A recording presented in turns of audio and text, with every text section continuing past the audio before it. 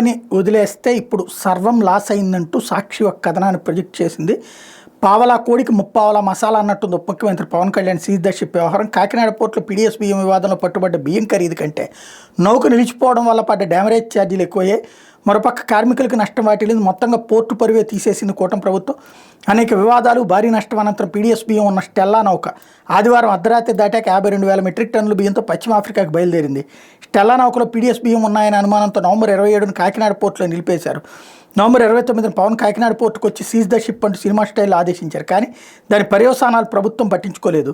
Kakinada port నుంచి బియ్యం ఇతర సరుకులను ఎగుమతి చేసేవారు ఇతర పోర్టులకు వెళ్ళిపోయే పరిస్థితి ఏర్పడింది. పోర్టుపై ఆధారపడ్డ 10,000కు పైగా కుటుంబాలు రోడ్డును పడే పరిస్థితి దాపురించింది.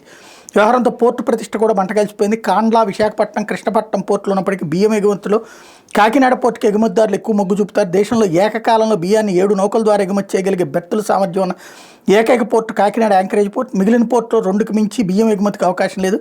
ఈ వెసులుబాటు కారణంగానే బియ్యం ఎగుమతుల్లో దేశంలో నెంబర్ 1గా కాకినాడ పోర్టు నిలుస్తోంది.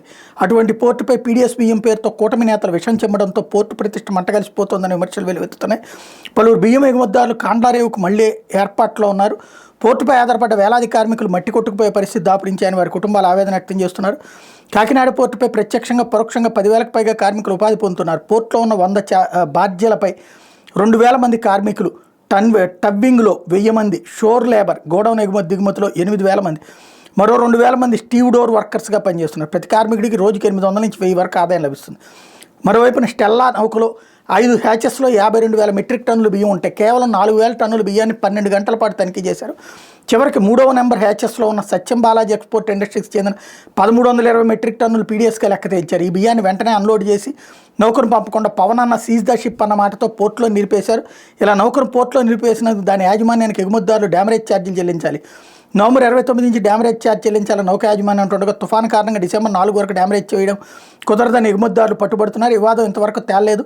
నౌక పశ్చిమ ఆఫ్రికాకి చేరుకున్న షిప్ నిర్వాహకుడు బియ్యానికి చెల్లించాల్సిన సొమ్ము నుంచి డ్యామరేజ్ని మినహాయించుకుని మిగిలిన సొమ్ము జమ చేస్తాడని పోర్టు వర్గాలు చెబుతున్నాయి.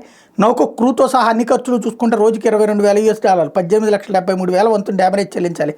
అంటే నౌక నిలిచిపోయిన 38 రోజులకు సుమారు 7 కోట్లకు పైగా డ్యామరేజ్ పడుతుందని లెక్కలేస్తున్నారు. విదేశాలకు ఎగుమతి చేసే బియ్యం ప్రస్తుత ధరల ప్రకారం కిలో ₹36 పలుకుతోంది. ఈ లెక్కన 1,320 మెట్రిక్ టన్నులు పీడీఎస్ బియ్యం ఖరీదు 5.5 కోట్లు. అంటే పట్టుకున్న బియ్యం కంటే స్టెల్లా నౌక చెల్లించిన నష్టమే 1.5 కోట్లకు పైగా అదనం. ఇన్ని రోజులు పోర్టులో నిలిపివేసిన నౌక డ్యామరేజ్ ఛార్జీలు పవన్ చెల్లిస్తారని ట్రేడ్ వర్గాలు ప్రశ్నిస్తున్నాయి. మరోపక్క ఈ నష్టాన్ని సత్యం బాలాజీ కంపెనీ చెల్లించాలి, లేక ఆ నౌకలో బియ్యం ఎగుమతి చేసిన రిజిస్టర్ అయిన 28 ఎక్స్పోర్ట్ కంపెనీలు చెల్లించాలనే దానిపై వివాదం నడుస్తోందన్నటువంటి వార్తని హైలైట్ చేసింది.